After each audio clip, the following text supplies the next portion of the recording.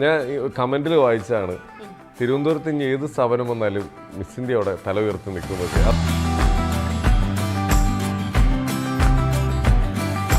2001 നമ്മൾ miss India start ചെയ്തു. ഏറ്റവും നല്ല പ്രോഡക്റ്റ് നമ്മുടെ കസ്റ്റമേഴ്സിന് കൊടുക്കുക. അന്ന് തുടങ്ങി അതേ പോളിസിയിൽ തന്നെ യാതൊരു വ്യത്യാസമില്ലാതെ ഇപ്പോഴും കണ്ടിന്യൂ ചെയ്യുന്നു. We never compromise with any kind of quality measures. 2001 നമ്മുടെ കൂടിയ കസ്റ്റമേഴ്സ് 90% ഇപ്പോഴും നമ്മുടെ കൂടെ ഉണ്ട്. ഭാഗ്യ സുരേഷ് ഗോപി സാറിന്റെ മോളുടെ വെഡിങ് ബ്ലൗസസ് ഒക്കെ നമ്മളാ ചെയ്തത്. ബ്ലൗസ് ഒക്കെ ഭയങ്കരമായിട്ട് ഹിറ്റായി. കാരണം ആ സമയത്ത് മീഡിയ മുഴുവൻ ഭാഗ്യം നിറഞ്ഞിരിക്കുകയായിരുന്നു.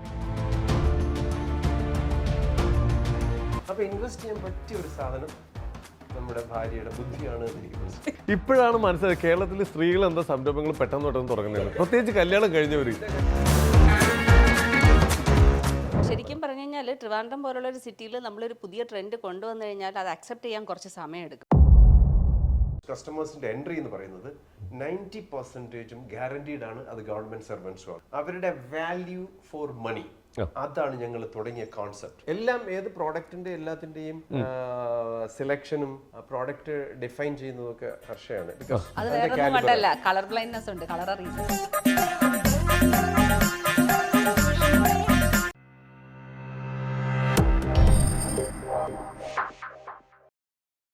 നമസ്കാരം, welcome to Jango space. It's me Sreenath K Janardhanan.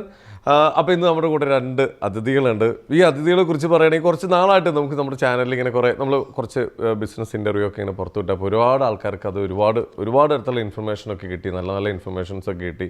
അപ്പോൾ കുറേ മെസ്സേജുകൾ വരുന്നുണ്ടായിരുന്നു. ട്രിവാൻഡ്രത്തുള്ള ഒരു സ്ഥാപനം, ഇതിൻ്റെ ഓണേഴ്സിനെ ഒന്ന് ഇൻ്റർവ്യൂ ചെയ്യണം നിങ്ങൾ പ്ലീസ് എന്നൊക്കെ കുറേ റിക്വസ്റ്റ് വന്നു. അപ്പോൾ ഞങ്ങൾ അന്വേഷിച്ചപ്പോഴാണ് നമ്മുടെ പത്മനാഭൻ്റെ മണ്ണിൽ എന്താ പറയുക, പാളയത്ത് തന്നെ ഒരു കുറച്ച് വർഷങ്ങളായിട്ട് നെഞ്ചുയർത്തിയിരിക്കുന്ന ഒരു സ്ഥാപനമുണ്ട്, മിസ് ഇന്ത്യ ട്രിവാൻഡ്രം. അപ്പോൾ അതിൻ്റെ അമരക്കാരെയാണ് നമ്മൾ ഇന്ന് കൊടുത്തിരുത്തിയിട്ടുള്ളത്, നമ്മുടെ സ്വന്തം സാർ. നമസ്കാരം. ഹർഷമയം നമസ്കാരം. എന്തായാലും നമ്മുടെ ഷോയിലേക്ക് സ്വാഗതം. എനിക്ക് എന്താ പറയുക, നമ്മളിങ്ങനെ ബൊട്ടീക്ക് എന്നൊക്കെ ഈ കുറച്ച് വർഷങ്ങളായിട്ടാണ് നമ്മൾ ഈ ഒരു കൺസെപ്റ്റിനെ കുറിച്ചൊക്കെ കേൾക്കുന്നത്. ശരിക്കും എനിക്ക് തോന്നുന്നു 2000 അല്ലെ, ആ ഒരു കാലഘട്ടത്തിൽ നമ്മൾ സ്റ്റാർട്ട് ചെയ്തതല്ലേ, 2001. ഈ ഒരു ഐഡിയ ആരുടെ ആയിരുന്നു? ബൊട്ടീക്കിനുള്ള ഐഡിയ എൻ്റെതായിരുന്നു. പിന്നെ എന്താണ് എൻ്റേതല്ലാത്തത്? ബൊട്ടീക്ക് എന്നുള്ള ഐഡിയ എൻ്റെ ആയിരുന്നു, പിന്നെ എന്താണ് വേറെ എന്താണെന്ന് പറയാം? ആക്ച്വലി പഠിച്ചത് ചെയ്യുന്നത് തമ്മിൽ ഭയങ്കര ഡിഫറെൻ്റ് ആയിട്ടൊരു ജോലിയാണ് ഞങ്ങൾ രണ്ടുപേരും ചെയ്തത്. ഞങ്ങൾ കല്യാണം കഴിഞ്ഞിട്ട് പുറത്തായിരുന്നു, ഗൾഫിലായിരുന്നു. ഡെലിവറിയുടെ ടൈമൊക്കെ ആയപ്പോൾ ഇവിടെ വന്നിട്ട് പിന്നെ നമുക്ക് തിരിച്ചങ്ങോട്ട് പോകാം. ഞങ്ങൾ രണ്ടുപേരും ഫാമിലിയെ ഭയങ്കരമായിട്ട് മിസ് ചെയ്യുന്നത്. അതായത് എനിക്ക് എൻ്റെ പാരൻസും സഹദിൻ്റെ പാരൻസിനെയൊക്കെ ഭയങ്കരമായിട്ട് മിസ് ചെയ്യുന്ന ഒരു കൂട്ടത്തിലുള്ളതാണ്. ഞങ്ങൾ ഗൾഫിൽ പോയാലും 2 months 3 months കൊണ്ട് തിരിച്ചിങ്ങി വരുന്ന ഒരു കൂട്ടത്തിലാണ്. അതുകൊണ്ട് പിന്നെ ഇവിടെ അങ്ങ് നിൽക്കാം എന്നുള്ളൊരു തീരുമാനത്തിൽ വന്നു. അപ്പോൾ എനിക്ക് പണ്ടേ ഈ വസ്ത്രത്തിലൊക്കെ ഭയങ്കരമായിട്ട് ഇഷ്ടമുള്ളതുകൊണ്ട്, പക്ഷേ ഞാൻ ഡിസൈനിങ് ഒന്നും പഠിച്ചിട്ടില്ലായിരുന്നു ആ സമയത്ത്. നമുക്കൊരു ബൊട്ടീക്ക് തുടങ്ങിയാലോ, ഡിസൈനിങ് ഒന്നും ഇല്ലായിരുന്നു. ജസ്റ്റ് പ്രിക്വയർ ചെയ്ത് നല്ല പ്രോഡക്ട്സ് കസ്റ്റമറിലോട്ട് എത്തിക്കുക. അങ്ങനെ ഒരു അപ്പം സഹദ് ഫുൾ ബന്ധന സഹദ് പറഞ്ഞു നമുക്ക് എന്നാൽ സ്റ്റാർട്ട് ചെയ്യാം. അങ്ങനെയാണ് 2001 നമ്മൾ മിസ് ഇന്ത്യ സ്റ്റാർട്ട് ചെയ്തത്. അപ്പോൾ സഹദ് സാറിൻ്റെയും കൂടി ഒരു സപ്പോർട്ട്, ഒരു ഐഡിയ അതിന്റെ പുറകിലുണ്ട്.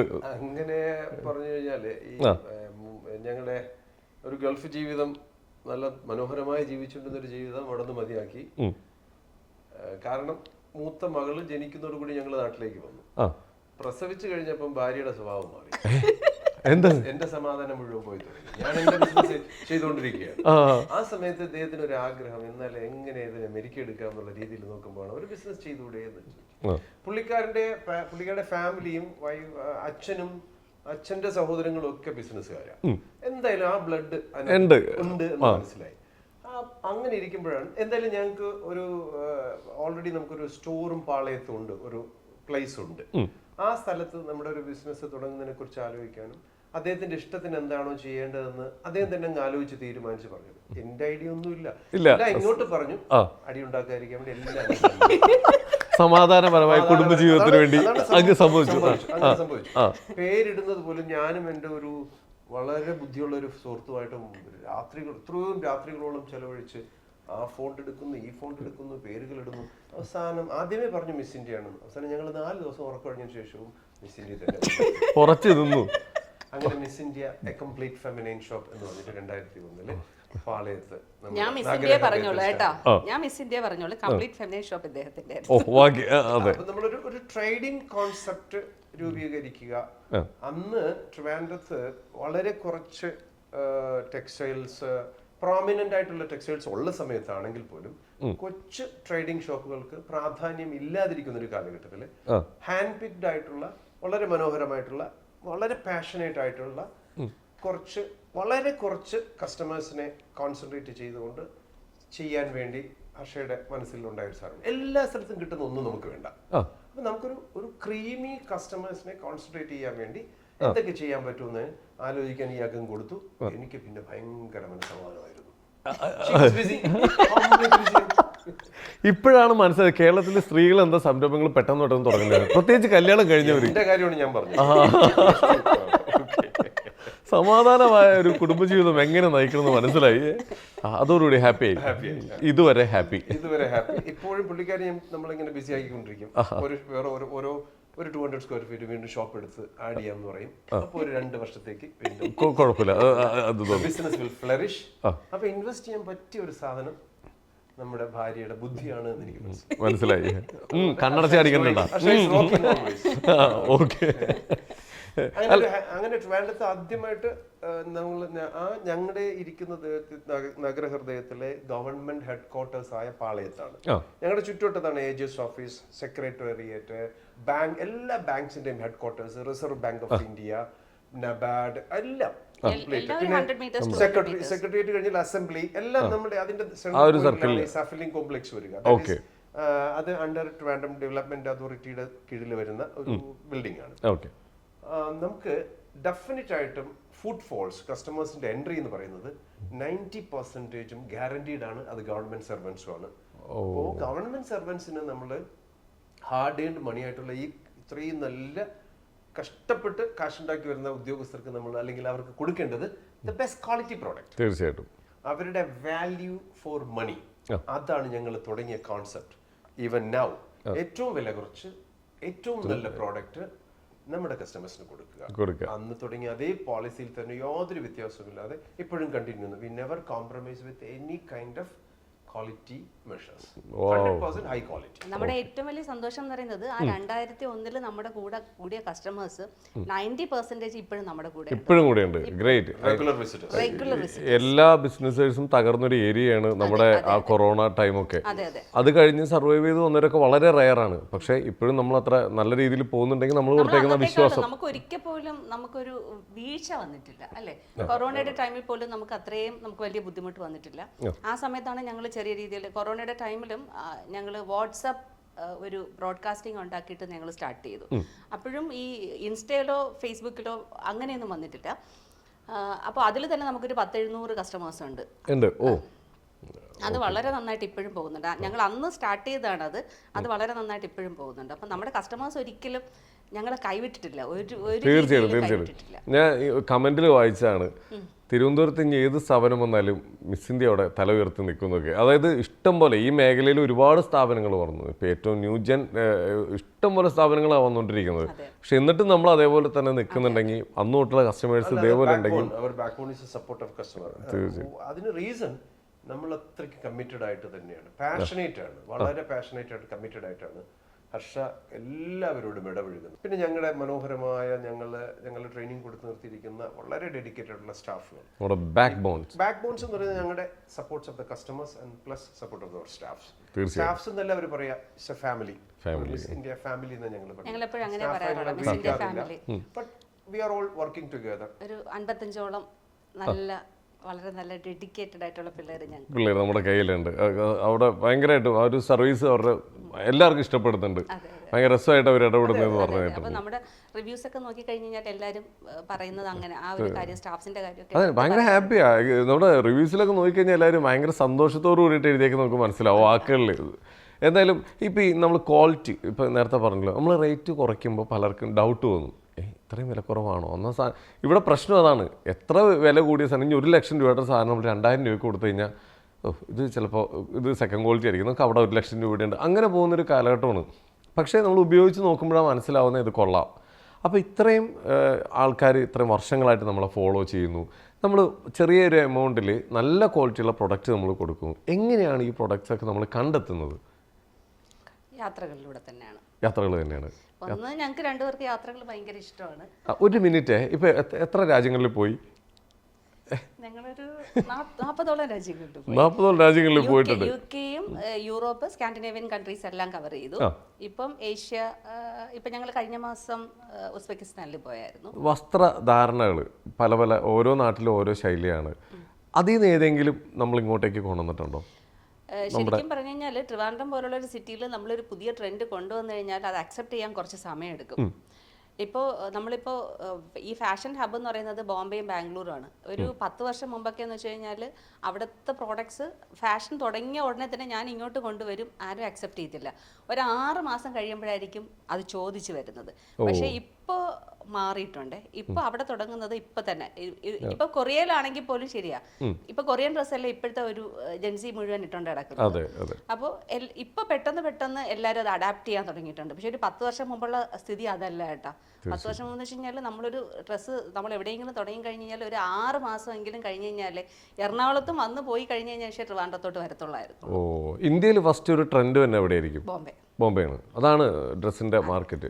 അവിടെ നിന്നാണ് സ്പ്രെഡ് ആവുന്നത്. ബാംഗ്ലൂരിൽ എല്ലായിടത്തും വരുന്നത്. ഓക്കെ, നമ്മളിപ്പോൾ കേരളത്തിൽ ഒരു വിഭാഗം ആൾക്കാർ മംഗലാപുരം സൈഡിലേക്ക് കൂടുതലായിട്ട് പോകുന്നുണ്ട് ഡ്രസ്സുകൾ എടുക്കാനും. മംഗലാപുരം അതിൽ അവിടെ നിന്നാണ് ട്രെൻഡ് വരുന്നതെന്നൊരു പറയപ്പെടുന്നുണ്ട്. മാംഗ്ലൂർ ആ ഒരു ഏരിയയിൽ.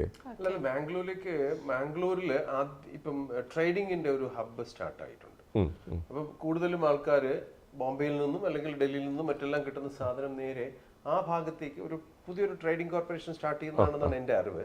ആ ബിസിനസ് മേഖല അവരുടെ കയ്യിലേക്ക് വരുന്നതുകൊണ്ട് ആ ഭാഗത്ത് നിന്ന് ഹോൾസെയിൽ സപ്ലൈ വരുന്നത്. ഓക്കെ, കേരളത്തിൽ ഫസ്റ്റ് ട്രെൻഡ് കാസർഗോഡാന്ന് എല്ലാവരും ഇങ്ങനെ പറയും. ഡ്രസ്സിന്റെ ജാങ്കോ പിള്ളേരുള്ള സ്ഥലം. അതെ, അവര് വളരെ ഫാഷനബിൾ ആണ്. ഓക്കെ, ഫാഷനബിൾ ആയിട്ടുള്ള, അതായത് ഈ ഒരു ചീപ്പ് ആൻഡ് ബെസ്റ്റ് പ്രോഡക്റ്റുകളുടെ ഒരു കാലഘട്ടമല്ലേ, ആ ഒരു യുഗത്തിന്റെ ഒരു റിഫ്ലക്ഷൻ ആയിട്ടാണ് ഞാനത് കണ്ടത്. തീർച്ചയായിട്ടും. ഇപ്പം നമ്മുടെ ഇപ്പോൾ മിസ് ഇന്ത്യയിലേക്ക് വരുമ്പോൾ നമ്മുടെ ഒരു സ്ഥാപനത്തിൽ നമുക്കൊരു കാഴ്ചപ്പാടുണ്ടല്ലേ, നമ്മുടെ ഒരു ഐഡിയയിൽ മാമിന് ഇപ്പോൾ എന്താ പറയുക, ഒരുപാട് ഫാഷൻ ഡിസൈനറായിട്ടൊക്കെ ഒരുപാട് കോസ്റ്റ്യൂം ഡിസൈനറായിട്ട് ഒരുപാട് വർക്ക് ചെയ്തിട്ടുള്ള സിനിമകളിലും. അപ്പോൾ മാമിനൊരു ഐഡിയ ഉണ്ടാവും, ഓക്കെ ഈ ടൈപ്പ് ഓഫ് ഡ്രസ്സുകൾ കുറച്ച് കൊണ്ടുവന്നു കഴിഞ്ഞാൽ ഈ ഒരു ട്രെൻഡ് നമുക്ക് ഇവിടെ കൊണ്ടുവരാൻ പറ്റും, ആൾക്കാർക്ക് അത് ഇഷ്ടപ്പെടും, നമുക്കൊരു കസ്റ്റമർ അറിയാൻ പറ്റൂലേ. അങ്ങനെ ഒരു ട്രെൻഡ് കൊണ്ടുവരാറുണ്ടോ മാഡത്തിൻ്റെതായിട്ടുള്ള ഒരു ഐഡന്റിറ്റിയിൽ? നമുക്ക് നമ്മുടേതായിട്ടുള്ള നമുക്കൊരു പ്രൊഡക്ഷൻ യൂണിറ്റ് ഉണ്ട്. എല്ലാ വീക്കിലും നമ്മൾ 2-3 ഡിസൈൻസ് നമ്മൾ പുതുതായിട്ട് ചെയ്യുന്നുണ്ട്. എല്ലാ വീക്കിലും നമ്മുടെ ഡിസൈൻ ചെയ്യുന്നുണ്ട്. അപ്പം അത് പക്ഷെ നമ്മൾ ലിമിറ്റഡ് കസ്റ്റമേഴ്സിലോട്ടെ തൽക്കാലം എത്തിക്കുന്നുള്ളൂ. കാരണം നമുക്കൊരു വാട്സാപ്പ് ബ്രോഡ്കാസ്റ്റിംഗ് ഉണ്ട്. അപ്പോൾ കാരണം എന്ന് വെച്ച് കഴിഞ്ഞാൽ നമ്മൾ ഇൻസ്റ്റയിലൊക്കെ ഇട്ട് കഴിഞ്ഞാലുള്ള ഒരു ഇതെന്ന് വെച്ച് കഴിഞ്ഞാൽ നമ്മുടെ പ്രോഡക്ട്സ് എല്ലാം കുറച്ച് ഹൈ റേഞ്ച് ആണ്. കാരണം നമ്മൾ ഇൻഡിവിജ്വലി ഓരോ കസ്റ്റമേഴ്സിനായിട്ട് ചെയ്യുന്നതാണ്, കസ്റ്റമൈസ്ഡ് ആണ്. അപ്പോൾ അതിന്റെ ഡ്യൂപ്പ് പെട്ടെന്ന് ഇറങ്ങുകയും ചെയ്യും, വളരെ റേറ്റ് കുറച്ചിട്ട് വരികയും ചെയ്യും. ഇപ്പോൾ ആക്ച്വലി ഞാനിപ്പോൾ ഇട്ടിരിക്കുന്നതൊക്കെ എൻ്റെ ഓൺ ഡിസൈൻ ആണ്. ഇത് നമ്മൾ നമ്മുടെ യൂണിറ്റിൽ തന്നെ വർക്ക് ചെയ്തൊക്കെ എടുത്തതാണ്. അപ്പം അങ്ങനെ ധാരാളം ഡിസൈൻസ് എല്ലാ വീക്കിലും കൊണ്ടുവരുന്നുണ്ട്. നമ്മുടെ ശൈലി കൊണ്ടുവരുന്നുണ്ട്. ഇപ്പം നമ്മൾ ഇതിനു മുമ്പ് സെല്ല് ചെയ്തേക്കുന്ന ഏതെങ്കിലും ഒരു മോഡൽ, അതിൻ്റെ ഒരു ഫോട്ടോ എന്തെങ്കിലും കാണിച്ചിട്ട് ഇതേപോലെ എനിക്ക് വേണം എന്ന് പറഞ്ഞാൽ നമ്മൾ ചെയ്തു കൊടുക്കും ഒരു കസ്റ്റമറിന്. പിന്നെ ചെയ്തു കൊടുക്കും. ഒരൊറ്റ കാര്യം, സിനിമ ചെയ്യുന്ന സമയത്തും സിനിമയുടെ ഇപ്പം നീലി എന്ന് പറഞ്ഞ മൂവി ചെയ്യുന്ന സമയത്ത് മമത മോഹൻദാസിന് കുറേ നല്ല കുർത്തീസ് ഒക്കെ ചെയ്തിട്ടുണ്ടായിരുന്നു. അപ്പോൾ അതൊക്കെ കൊണ്ട് ഒരുപാട് പേര് വരുമായിരുന്നു. അപ്പോൾ സിനിമ തീർന്നു കഴിയുമ്പോഴത്തേക്ക് സിനിമ കഴിഞ്ഞാലേ, ഏത് തിയേറ്ററിലോട്ട് റിലീസ് ചെയ്ത് കഴിഞ്ഞാലേ ചെയ്യത്തുള്ളൂ. അത് കഴിഞ്ഞിട്ട് നമ്മൾ ചെയ്തു കൊടുത്തിട്ടുണ്ട്. ഇപ്പോൾ ഒരു കാര്യം കൂടി, പല സ്ഥലങ്ങളിലും ചിലപ്പോൾ അത് ഉണ്ടാവാൻ സാധ്യതയില്ല, വളരെ റെയർ ആയിട്ടുള്ള ഒരു സംഭവമാണ്. ഇപ്പം എനിക്ക് ഈ ടൈപ്പ് ഓഫ് ഒരു ഡ്രസ്സ്, ഇപ്പം ഞാൻ ഒരുപാട് ട്രാവൽ ചെയ്യുന്ന ഒരാളായിരിക്കും, അപ്പോൾ ഏതെങ്കിലും രാജ്യത്ത് കണ്ടതായിരിക്കാം. അപ്പോൾ എനിക്ക് ഇങ്ങനത്തെ ഒരു കോസ്റ്റ്യൂം നമ്മുടെ നാട്ടിൽ എനിക്ക് ഇട്ടുകൊണ്ട് നടക്കണമെന്ന് എനിക്ക് തോന്നിയ പലരും അത് ചെയ്ത് കൊടുക്കില്ല, ഇവിടെ നോക്കിയാൽ കിട്ടാറില്ല. അപ്പോൾ അങ്ങനത്തെ ഒരു ഏതെങ്കിലും ഒരു കോസ്റ്റ്യൂം നമുക്ക് അവിടെ കൊണ്ടുവന്നു കഴിഞ്ഞാൽ നമുക്ക് ചെയ്തു കൊടുക്കാൻ പറ്റും. നമുക്ക് എന്തും ചെയ്തു കൊടുക്കാൻ പറ്റും. അതാണ് ഈ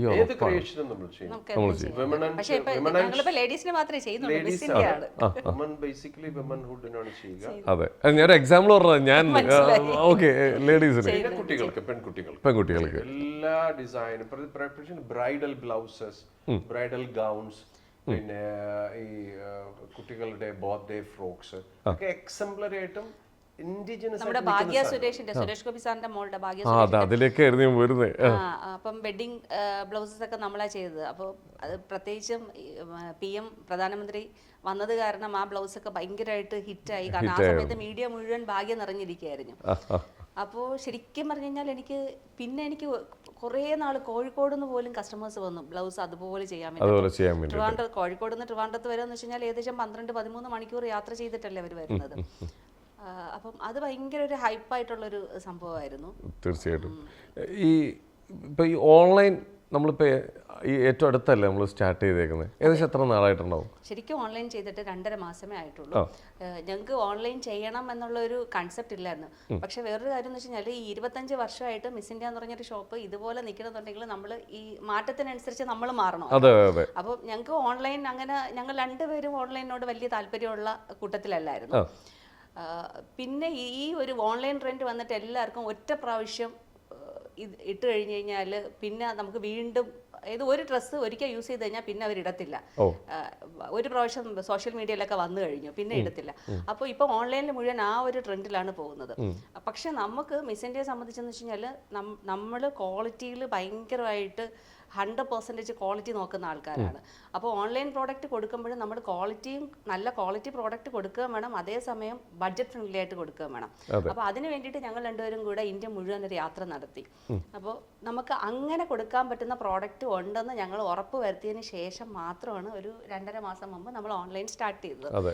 പക്ഷേ ഓൺലൈൻ സ്റ്റാർട്ട് ചെയ്തപ്പോഴത്തേക്കും ശരിക്കും പറഞ്ഞു കഴിഞ്ഞാൽ ഞങ്ങൾ ഓൺലൈനിൽ ഇടുന്ന ഓരോ ഡ്രസ്സിൻ്റെയും താഴെ വരുന്ന മെസ്സേജസ് കേൾക്കുമ്പോൾ തന്നെ വീണ്ടും ഇനിയിപ്പോൾ വീണ്ടും ഞാൻ അടുത്ത ആഴ്ച വീണ്ടും ഞങ്ങൾ അടുത്ത യാത്ര പോവുകയാണ്.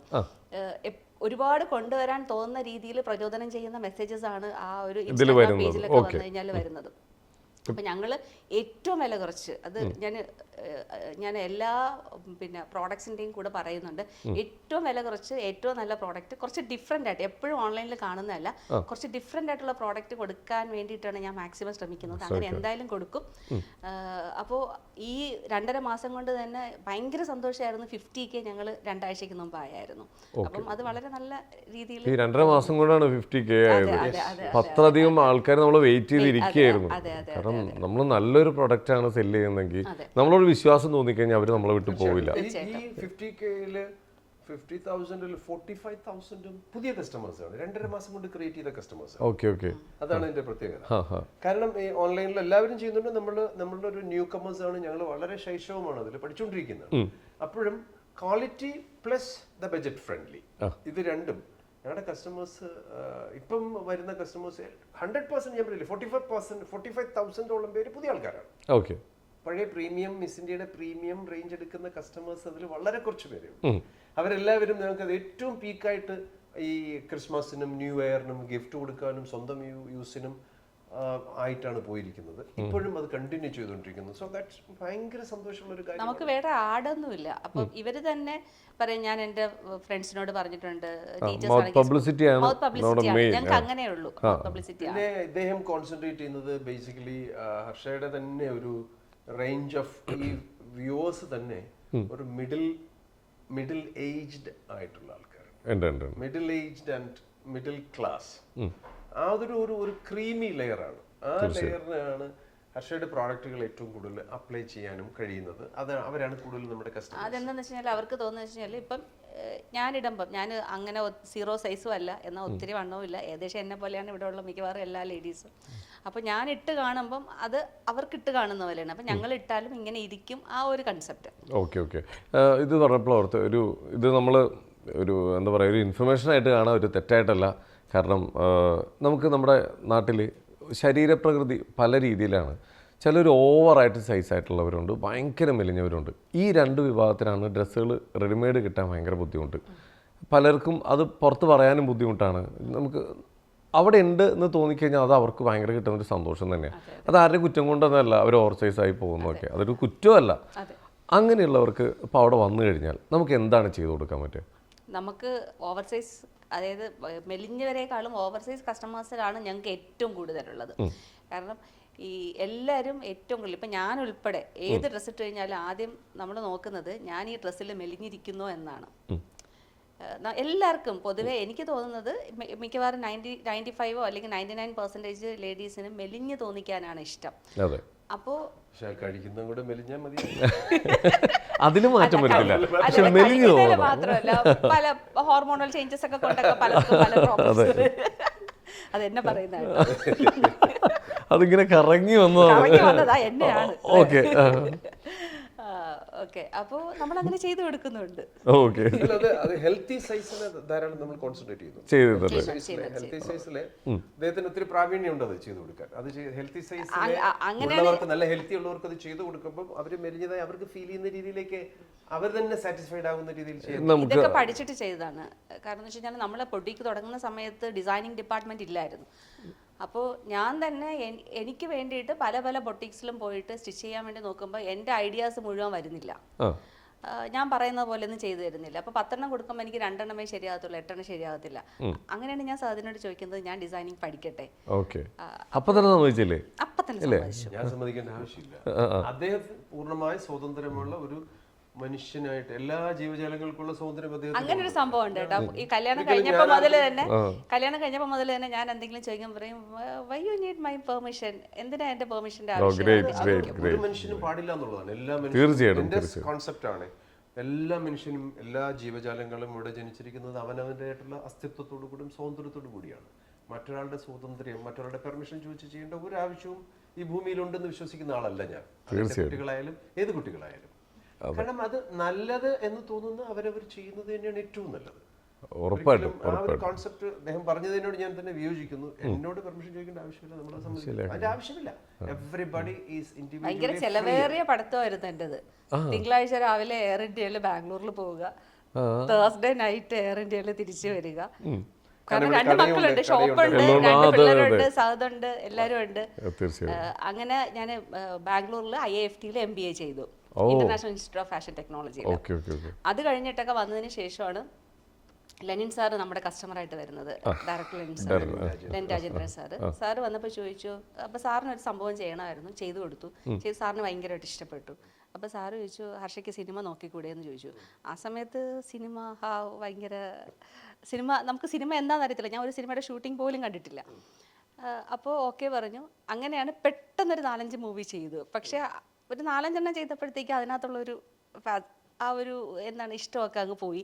കാരണം എനിക്ക് ബൊട്ടീക്കിൽ കോൺസെൻട്രേറ്റ് ചെയ്യാൻ പറ്റുന്നില്ല, എനിക്ക് ഫാമിലി മിസ്സാവുന്നു, ഇവരുടെ കൂടെയുള്ള യാത്രകൾ. ഞാനിങ്ങനെ ഫാമിലി ഭയങ്കരമായിട്ട് മിസ്സാവുന്ന ഒരു കൂട്ടത്തില്ല. അത് പാരൻസ് ആയിക്കോട്ടെ, സഹതാവട്ടെ, മക്കളാവട്ടെ, എല്ലാവരും ട്രിവാൻഡ്രത്തുണ്ട്. പിന്നെ ഞാൻ പതുക്കെ അങ്ങ് സിനിമ കുറച്ചു. പിന്നെ ബൊട്ടീക്കിലും എനിക്ക് കോൺസെൻട്രേറ്റ് ചെയ്യാൻ പറ്റുന്നില്ലായിരുന്നു. ഈ മേഖലയിൽ ട്രെൻഡുകൾ ഇങ്ങനെ മാറിക്കൊണ്ടിരിക്കുമല്ലോ, നമ്മളിങ്ങനെ എപ്പോഴും ട്രെൻഡ് മാറും. അപ്പോൾ ഈ ട്രെൻഡ് മാറുന്നതിനനുസരിച്ച് വരുന്ന സ്റ്റോക്കാണ് നമ്മളെ ആ കടയിലേക്ക് കൂടുതൽ ഒന്ന് അട്രാക്റ്റ് ചെയ്യിക്കുന്നത്. ഇപ്പോൾ സീസൺ ടൈം ആയിക്കോട്ടെ, എന്തായിക്കോട്ടെ, ഈ ട്രെൻഡിനെ എങ്ങനെയാണ് നമ്മൾ കാണുന്നത്?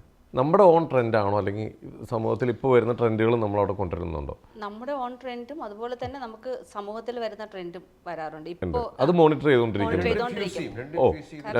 നേരത്തെയൊക്കെ കുറച്ച് ഫിഗർ ഹാഗിങ് ആയിട്ടുള്ള ഡ്രസ്സസ് ആൾക്കാർ ധരിക്കുമ്പോൾ ഇപ്പോൾ ഓവർ സൈസിന്റെ കാലമാണ്. ഇപ്പൊ എല്ലാവരും ഓവർ സൈസ് ആണ് ഇടുന്നത്. തീർച്ചയായും. അപ്പം അതനുസരിച്ച് അത് കൊണ്ടുവന്നു കഴിഞ്ഞാൽ നമുക്ക് പിടിച്ചു നിൽക്കാൻ പറ്റത്തുള്ളൂ, അല്ലാതെ പറ്റത്തില്ല. നാട് ഓടുമ്പോൾ നമ്മൾ നടുവ് ഓടുന്നുണ്ട് ഒരു സൈഡിൽ. നമ്മുടെ വീട്ടിൽ തന്നെ കുറെ യങ് ജനറേഷൻ ഉണ്ട്, അവരോട് എല്ലാവരോടും ഡിസ്കസ് ചെയ്യാറുണ്ട്. ഇപ്പൊ നമ്മളിപ്പോ സുരേഷേട്ടൻ്റെ മോളുടെ കല്യാണത്തിന് കണ്ട ഒരു ബ്ലൗസ്, അതേപോലത്തെ ഒരു ഡ്രസ്സ് എനിക്ക് വേണം എന്ന് തോന്നിക്കഴിഞ്ഞാൽ നമ്മൾ എത്ര നാൾ മുമ്പ് പറയണം? 1 month മുമ്പെങ്കിലും പറയണം. കാരണം പലരും വിദേശത്തുള്ളവരായിരിക്കും, ബ്രൈഡും ഗ്രൂമൊക്കെ അവിടെ ആയിരിക്കും. ഇവിടെ നാട്ടിൽ വന്നിട്ട് 10 ദിവസം കൊണ്ടാണ് സാധാരണ ഒരു ഓട്ടം നടക്കുന്നത്. സുരേഷേട്ടൻ്റെ മോളുടെ ഭാഗ്യയുടെ ബ്ലൗസ് ഞങ്ങൾ വെറും 5 ദിവസം കൊണ്ടാണ് ചെയ്തത്. 5 ദിവസം കൊണ്ടാണ്.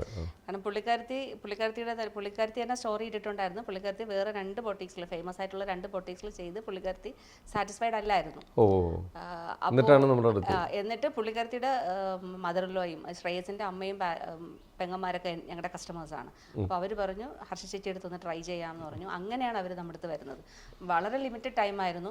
ആദ്യം ഒരു ഡ്രസ്സ് എന്ന് പറഞ്ഞു, പക്ഷേ പിന്നെ ഞങ്ങൾ 10ഓളം ഡ്രസ്സ്, വെഡിങ്ങിന്റെ ആവശ്യത്തിന് 10ഓളം ഡ്രസ്സ് എല്ലാം കൂടെ ഒരു 10 ഡേയ്സിനുള്ളിൽ ചെയ്തു കൊടുക്കുകയും ചെയ്തു. ഭയങ്കര ഹാപ്പി ആയിരുന്നു. അതുകൊണ്ട് ചിലർക്ക് ഈ ഒരു കോൺഫിഡൻസ് ഇല്ലായ്മയുണ്ട്. പലരും പറഞ്ഞു കേട്ടിട്ടായിരിക്കും ആ കളർ എനിക്ക് മാച്ച് ആവുമല്ലേ എന്ന് ചിന്തിക്കുന്നത്. ചില ഡ്രസ്സുകൾ പലരുടെയും സെലക്ഷൻ ചോദിച്ചിട്ട് സ്വന്തമായിട്ടൊരു അഭിപ്രായം ഇല്ലാത്ത പല ആൾക്കാരുണ്ടാവും. അങ്ങനെയുള്ള ഒരാൾക്ക് ഇപ്പോൾ അവിടെ വന്നു കഴിഞ്ഞാൽ, ഇപ്പോൾ എൻ്റെ സിസ്റ്റർ ഇപ്പോൾ നമ്മുടെ സ്ഥാപനത്തിൽ വരികയാണ്, അവർക്ക് മാച്ച് ആവുന്ന ഏതാണോ കളറ് അല്ലെങ്കിൽ ഏത് ടൈപ്പ് ഓഫ് ഡ്രസ്സാണ് കൂടുതലും അത് പറഞ്ഞു കൊടുക്കാനും ചെയ്തു കൊടുക്കാനും ഒരു ഓപ്ഷൻ നമുക്കില്ല. പിന്നെ 100% ഉണ്ട്. ആദ്യം ഒരു കൗൺസിലിംഗ് സിറ്റിംഗ് ആണ് ഏത് ബ്രൈഡുമായിട്ടും അല്ലെങ്കിൽ ഏതൊരു കസ്റ്റമറായിട്ടും ചെയ്യുക, എക്സ്പ്ലെയിൻ ചെയ്യും. കാരണം അത് കളർ ടോൺ അനുസരിച്ച്, കാരണം ഓരോരുത്തർക്ക് ചേരുന്ന ഒരു കളർ ടോൺ ഉണ്ടാവും. നമ്മൾ വാം ടോൺ ആണോ കൂൾ ടോൺ ആണോ നോക്കിയിട്ട് ആ ഒരു ടോൺ അനുസരിച്ച് അവർക്ക് ചേരുന്ന കളേഴ്സ്. പലരും ബ്രൈഡ്സ് സാരി എടുക്കുന്നതിന് മുമ്പ് തന്നെ വന്ന് എന്നോട് ചോദിക്കാറുണ്ട് ഏത് കളറായിരിക്കും എനിക്ക് ചേരുന്നതെന്ന്. അപ്പം നമ്മളത് കറക്റ്റ് ചേരുന്ന കളേഴ്സ് അവർക്ക് ഭയങ്കര ഹാപ്പി ആയിരിക്കും. പിന്നെ ചിലർ ഭയങ്കര അഡമന്റ് ആയിരിക്കും, ഞാൻ ഇന്ന കളർ തന്നെ ഇടും. അത് ഒരു പക്ഷെ അവർക്ക് ചേരുന്നതായിരിക്കത്തില്ല. പക്ഷെ അങ്ങനെയുള്ളവരെ നമുക്ക് മാറ്റിയെടുക്കാൻ കുറച്ച് പാടാണ്. എന്നാലും കുറച്ച് നല്ല റിലേഷൻ ആണെങ്കിൽ പറഞ്ഞു കൊടുക്കും ഇതിൽ നല്ലതായിരിക്കും. നമുക്ക് ഒറ്റയടിക്ക് അയ്യോ ആ കളർ ഇയാൾക്ക് കൊള്ളത്തില്ല എന്ന് പറയുന്നത് നമുക്ക് ഒരു കാര്യം ഉള്ളതെന്ന് വെച്ച് കഴിഞ്ഞാല് നമ്മുടെ ഷോപ്പിൽ വരുന്ന ഓരോ കസ്റ്റമർ, ഒരു ബ്രൈഡ് ആയിക്കോട്ടെ ആരായിക്കോട്ടെ, വളരെ ഹാപ്പി ആയിട്ട് ഇറങ്ങണം എന്നുള്ളത്, നല്ല ഹാപ്പി ഫേസോട് കൂടി ഇറങ്ങണം എന്നുള്ളത് നമുക്ക് ഭയങ്കര റീസൺ 2 കാര്യങ്ങളാണ്. അവർ സന്തോഷത്തോടു കൂടി തരുന്ന അതിന്റെ കോസ്റ്റ് ഉണ്ടല്ലോ, അതാണ് നമ്മൾ അന്നമായി കാണുന്നത്. ഞങ്ങൾ മാത്രമല്ല, ഞങ്ങളുടെ ടീം കൂടെയുള്ളവർ, ആ ടീം. അപ്പൊ നമ്മൾ ചെയ്യുന്നതിന് ഒരു എന്താ ഉണ്ടായിരിക്കുക, പുണ്യത ഉണ്ടായിരിക്കണം. തീർച്ചയായിട്ടും ആ ഒരു കണക്ഷൻ. ആ ബ്ലസ് ഇല്ലെങ്കിൽ നമ്മൾ ചെയ്തിട്ട് അന്നത്തെ ദിവസം ഞങ്ങളത് പോക്കായിരിക്കും. അപ്പൊ ഞങ്ങൾ അങ്ങനെ ഒരു ബാഡ് എൻഡ് വരുന്ന ഒരു സാധനവും ഞങ്ങൾ കൈകൊണ്ട് തൊടില്ല. It will be fruitful. മാമിനൊരു കാര്യം ചോദിക്കട്ടെ, ഇവിടെ പലർക്കും ഇപ്പം എന്ത് സാധനം നമ്മൾ മേടിച്ചാലും, എത്ര വില കൊടുത്ത് മേടിച്ചാലും അല്ലെങ്കിൽ എത്ര ചെറിയ പൈസ മേടിച്ചാലും അത് സൂക്ഷിക്കുന്ന പോലെ ഇരിക്കും അതിൻ്റെ ലൈഫ്. ഇപ്പോഴും എനിക്ക് തോന്നുന്നു ഇപ്പോഴും പലർക്കും ഏത് ഡിറ്റർജൻറ്റ് യൂസ് ചെയ്യണം, ഈ ഡ്രസ്സ് എങ്ങനെ വാഷ് ചെയ്യണം എന്നറിയാത്തൊരു സമൂഹം നമ്മുടെ ചുറ്റുമുണ്ട്. അപ്പോൾ അങ്ങനെ ഒരു ഡ്രസ്സ് മേടിച്ച് കഴിഞ്ഞാൽ തെറ്റായ രീതിയിൽ അത് ട്രീറ്റ് ചെയ്യുമ്പോൾ പെട്ടെന്ന് മോശമാവുകയും അങ്ങനെ കംപ്ലൈൻറ്റുകൾ കുറേ വരുന്നുണ്ട്. അതിപ്പോഴും അറിയില്ല ആൾക്കാർക്ക് എങ്ങനെയാണ് ഒരു വസ്ത്രം നല്ല രീതിയിൽ കേടുകൂടാതെ ഉപയോഗിക്കേണ്ടത് എങ്ങനെയാണ്.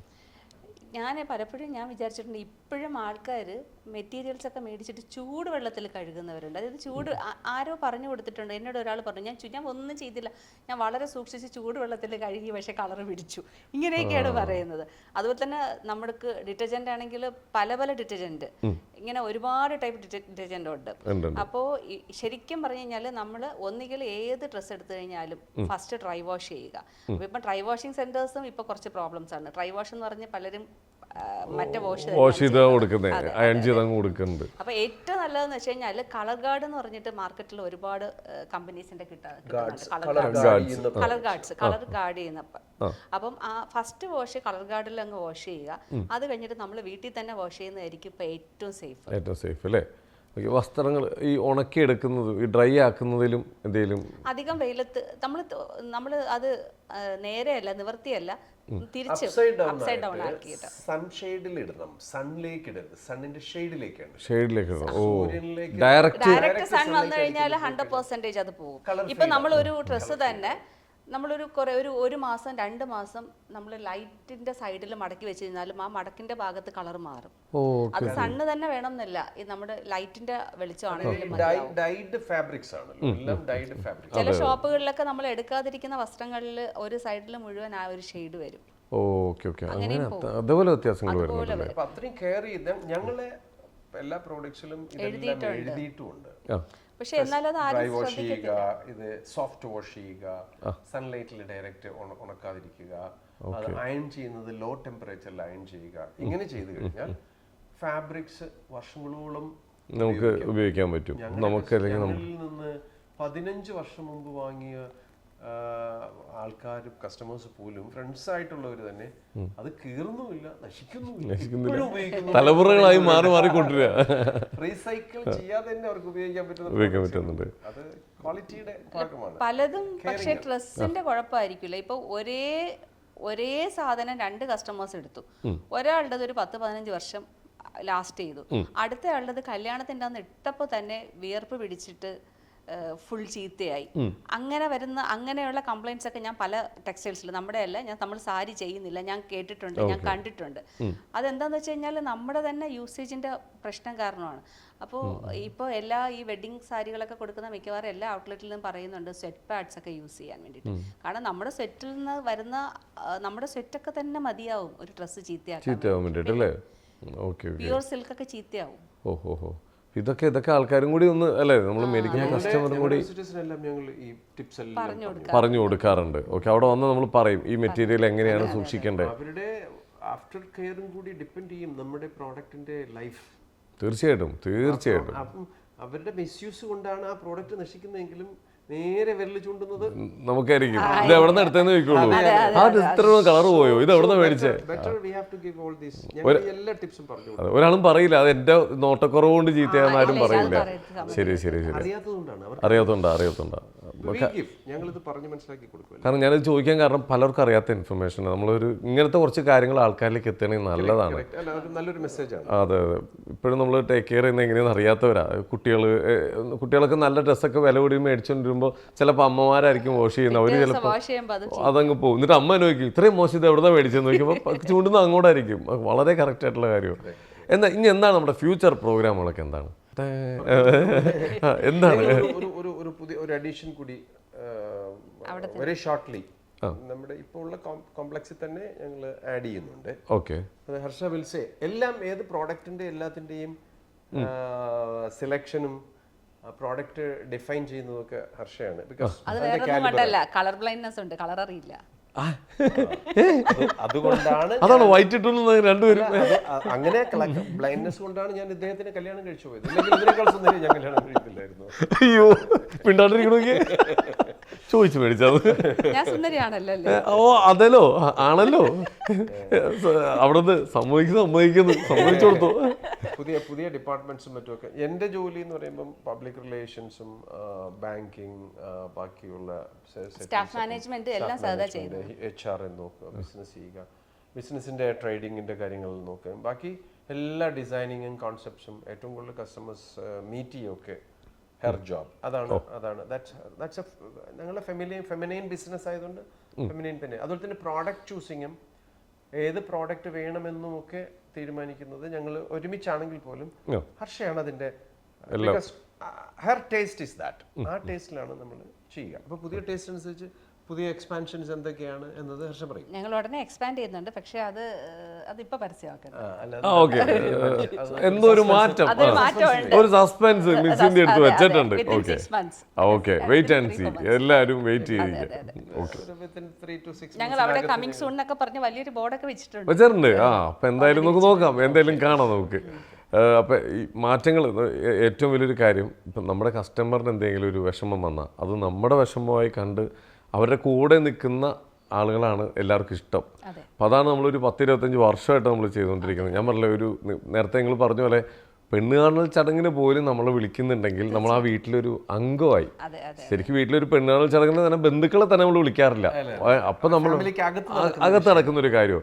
അപ്പോൾ അതിലേക്ക് വരെ നമ്മൾ വിളിക്കുന്ന അത്രയും കണക്ഷനാണ്, അതായത് അത്രയും വിശ്വസ്തതയാണ് ആൾക്കാർക്ക് നമ്മൾ കൊടുത്തിട്ടുള്ളത്, നമ്മുടെ ഇന്ന് കിട്ടിയിട്ടുള്ളത്.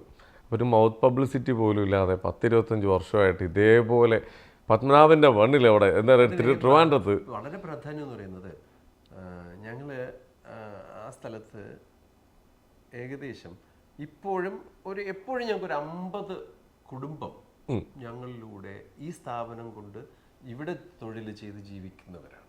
എൻ്റെ കുടുംബം സഹിതം, എൻ്റെ പാരൻസിൻ്റെത്, ഹർഷയുടെ പാരൻസ്, ഞങ്ങളുടെ മക്കള്, ഞങ്ങളുടെ കൂടെ വർക്ക് ചെയ്യുന്ന 50ഓളം പേരുടെ ഈ 50 കുടുംബത്തിൻ്റെ പ്രാഥമികമായിട്ടുള്ള വരുമാന മാർഗം, വരുമാന സ്രോതസ് മിസ് ഇന്ത്യ എന്ന് പറയുന്ന സ്ഥാപനമാണ്. തീർച്ചയായിട്ടും അതാണ് എന്നെ സംബന്ധിച്ചോളം വളരെ സന്തോഷകരമായി തോന്നുന്നത്. ഞങ്ങളെ സംബന്ധിച്ചോളം ഞങ്ങൾ എപ്പോഴും പറയുന്ന ഒരു കാര്യമാണ്, നമ്മൾക്ക് എന്ത് ബുദ്ധിമുട്ട് വന്നു കഴിഞ്ഞാലും, നമ്മൾക്ക് എന്ത് കോട്ടം തെറ്റിയാലും ഞങ്ങൾക്ക് മാത്രമല്ല ഈ 50 കുടുംബങ്ങളെയും ബാധിക്കും. അവരുടെ മക്കളുടെ വിദ്യാഭ്യാസം, അവരുടെ ആരോഗ്യ പ്രശ്നങ്ങൾ, പിന്നെ എല്ലാം ആസ് എ ഹോൾ.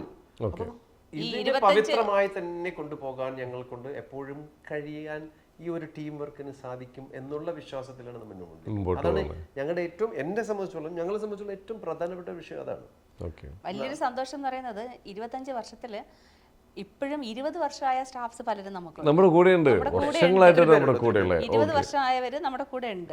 അവരുടെ എന്താണ് അവരുടെ യുവത്വം മുതൽ കല്യാണം കഴിഞ്ഞു, അവരുടെ മക്കളുടെ വിവാഹമാകുന്നു, അവരുടെ ജീവിതം മുന്നോട്ട് പോകുന്നു. എന്നിട്ടും നമ്മുടെ കൂടെ ഇപ്പോഴും നമ്മുടെ കൂടെ അതൊക്കെ ഭയങ്കര സന്തോഷമുള്ള ഒരു ഫാമിലിയാണ് അല്ലെ, ഒരു ഫാമിലിയാണ്. അതെ അതെ അതെ.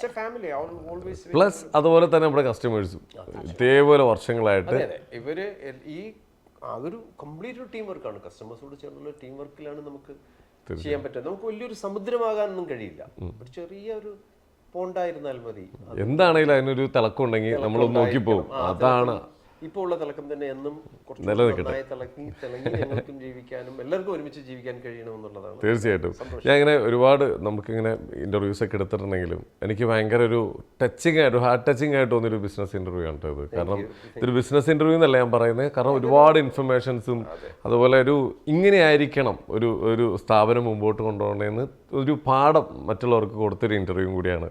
എന്തായാലും ഈ സ്ഥാപനം ഇതേപോലെ തന്നെ നിലനിൽക്കേണ്ടത് അത് നിങ്ങളുടെയല്ല, അത് ഞങ്ങളുടെ പുറത്ത് നിൽക്കുന്ന നമ്മുടെ എല്ലാവരുടെ ആവശ്യമാണ്. ഏറ്റവും ബെസ്റ്റ് അവിടെ കിട്ടുക, അവിടെ എന്താ പറയുക, ആളുകൾ അവിടെ ഉണ്ടാവും. ഏറ്റവും ബെസ്റ്റ് കിട്ടുന്ന സ്ഥാപനങ്ങൾ നമ്മുടെ നാട്ടിൽ നിറയെ ഉണ്ടാവട്ടെ. ഇതിൻ്റെ ബ്രാഞ്ചുകൾ മിസ് ഇന്ത്യ കേരളത്തിലല്ല ഇന്ത്യയിലെ മലയാളികൾ എവിടെയൊക്കെ ഉണ്ട് അവിടെയൊക്കെ നിങ്ങളുടെ സേവനം എത്തട്ടെ. എല്ലാവിധ ആശംസകളും ഞങ്ങൾ നേരുകയാണ്. Thank you. Thank you so much. Thank you.